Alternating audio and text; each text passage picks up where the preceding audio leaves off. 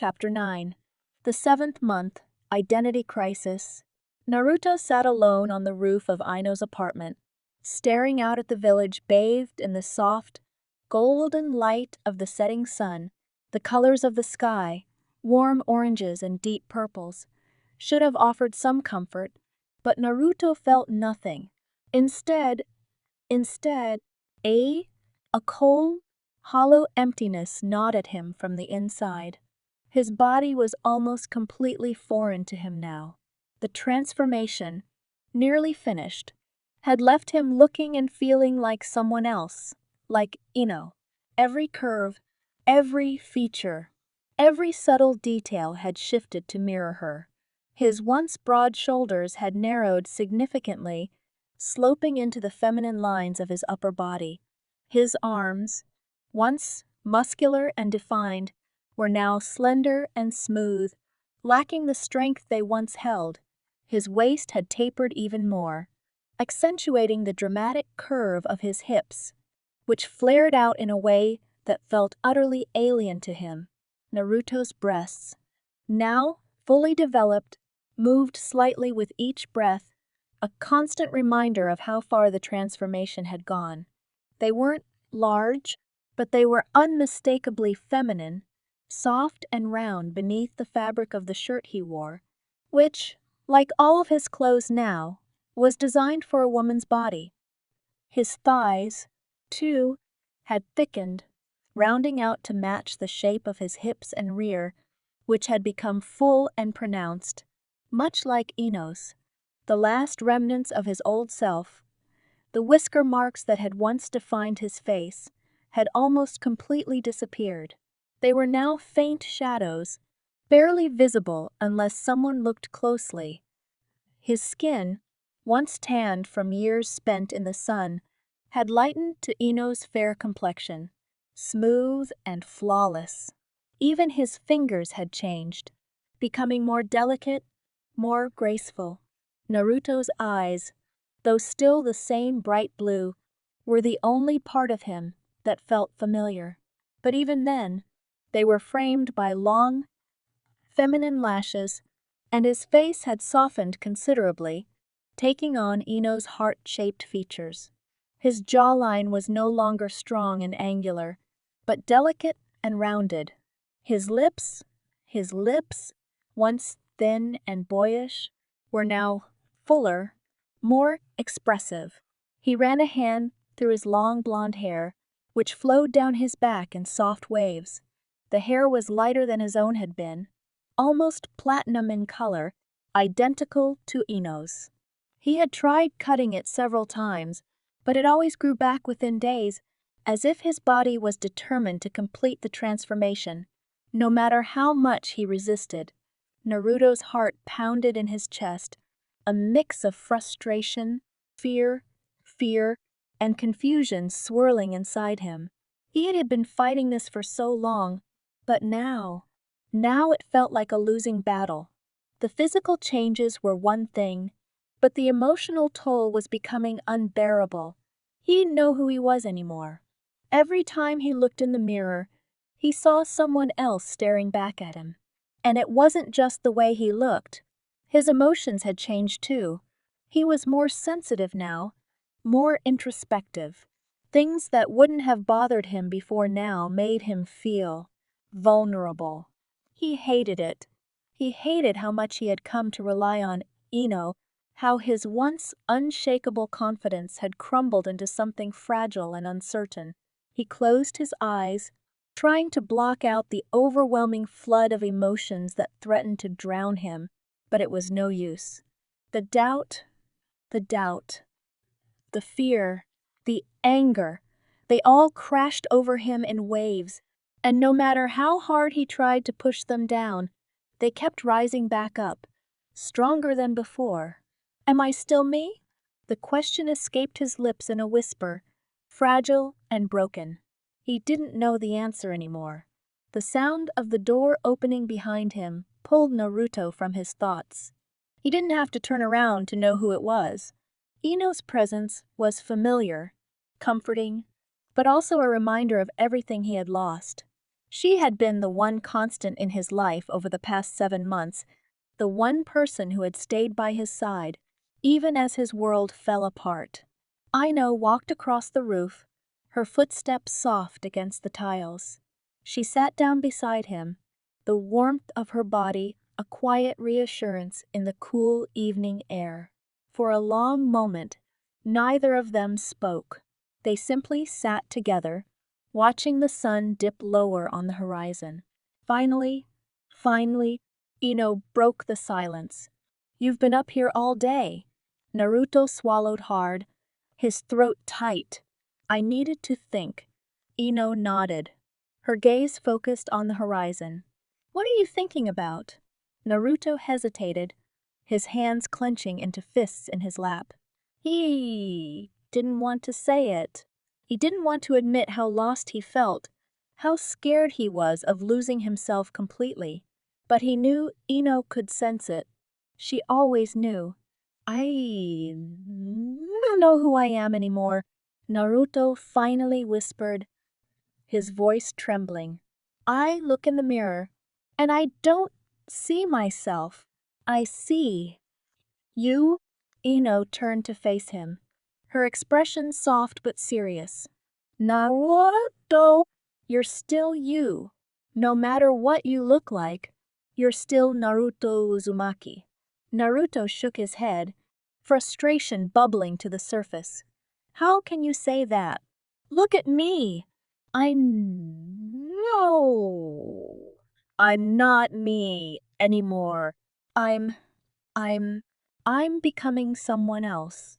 Ino reached out, placing a hand on his arm.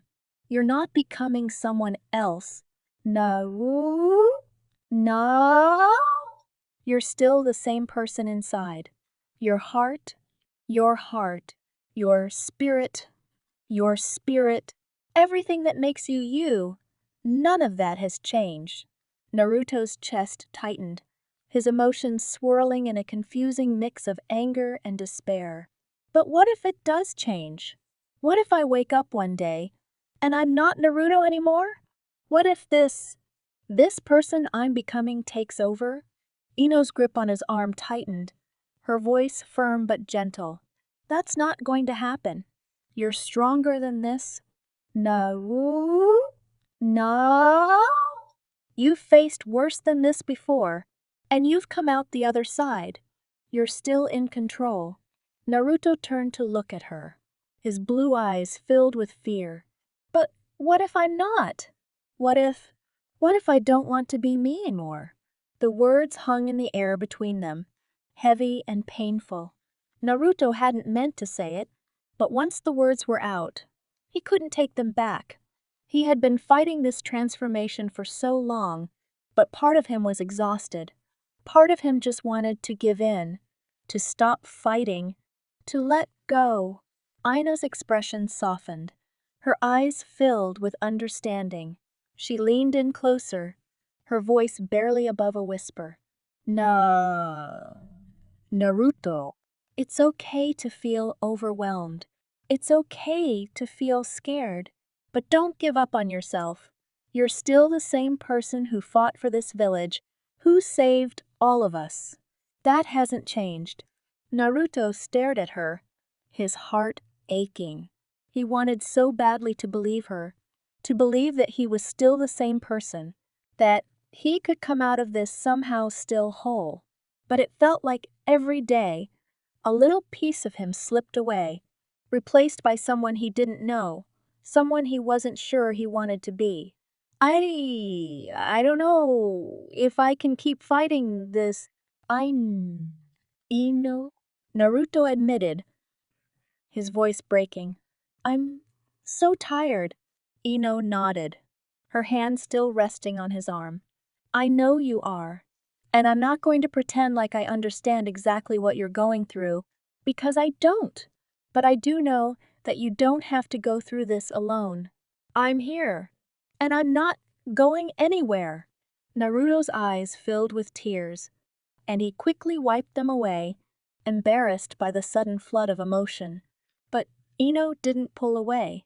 She stayed close, her presence a quiet comfort in the midst of his turmoil. "We'll figure this out," Ino said softly. "We'll keep looking for a way to reverse it. There has to be something out there. We just haven't found it yet." Naruto nodded, though deep down, he wasn't sure he believed her. They had been searching for months, consulting every expert they could find, scouring the archives for any mention of a jutsu like this. But every lead had turned into a dead end, every hope dashed by the harsh reality that this transformation might be permanent. Still, Naruto couldn't bring himself to voice that doubt. He didn't want to disappoint Ino. She had been there for him through everything, and the last thing he wanted was to take away the hope she still held on to.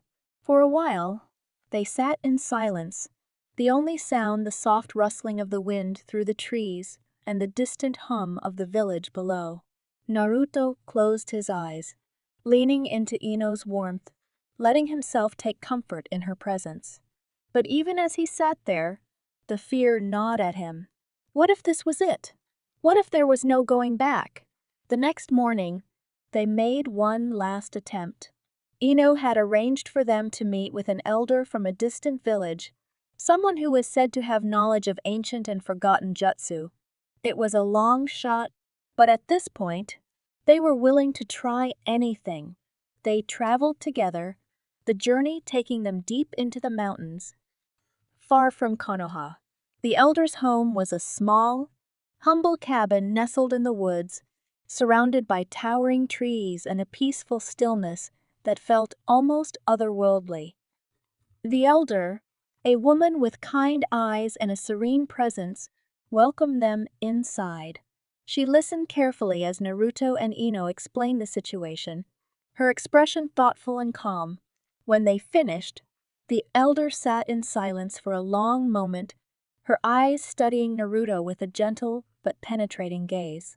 "I have heard of such jutsu before," the elder finally said, her voice soft but firm.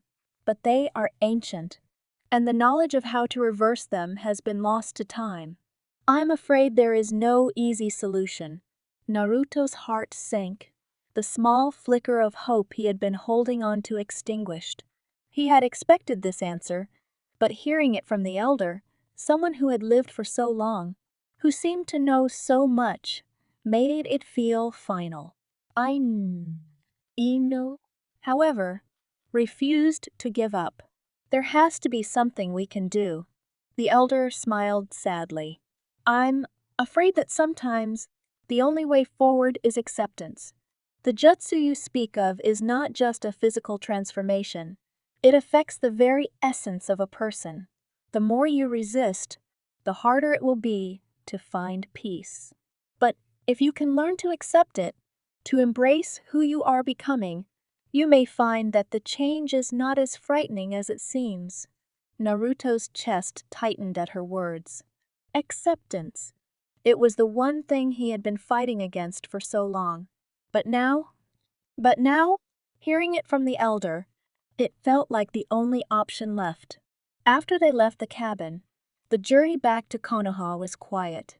Naruto's mind raced with everything the elder had said, the weight of her words pressing down on him like a heavy burden.